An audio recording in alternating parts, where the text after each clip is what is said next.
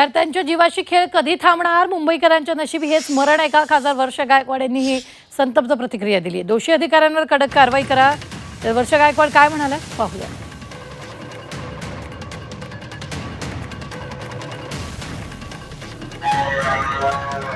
महापालिकेच्या बेजबाबदार कारभाराची किंमत या निष्पाप मुलांनी का चुकवायची? प्रश्न हा आहे की प्रत्येक पावसाळ्यात मुंबईकरांच्या नशिबी हेच मरण का? प्रशासनाची मान्सूनपूर्व तयारी नेमकी कुठे आहे? धोकादायक झाडांचं सर्वेक्षण आणि छाटणी वेळेत का झाली नाही, असे अनेक सवाल यावेळी वर्षा गायकवाड यांनी उपस्थित केलेले आहेत.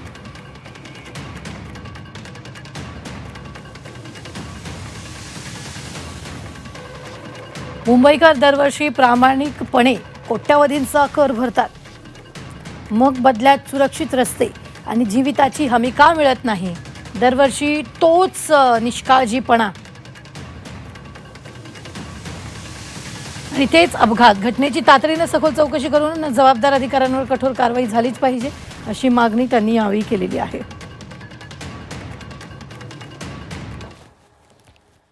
नागरिक सुरक्षित राहिलेला नाहीये. रस्ते घोटाळ्यांमुळे झाडं धोकादायक झालीत. आदित्य ठाकरेंनी सरकारवर आरोप केलाय.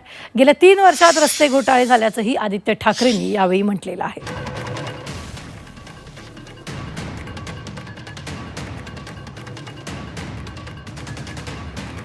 मेट्रोचे स्लॅब कोसळण्यापासून ते शाळेच्या बसवर झाडं पडण्यापर्यंतच्या घटना पाहता आता कोणताही नागरिक सुरक्षित राहिलेला नाही. मुंबईतील झाडांची अवस्था ही अशीच बिकट झाली आहे. रस्त्याच्या कडेला असलेल्या झाडांच्या मुळांशी चाललेल्या बेसुमार काँक्रीटच्या कामांमुळे आणि गेल्या 3 वर्षातील रस्ते घोटाळ्यामुळे ती झाडं आता धोकादायक बनली आहेत.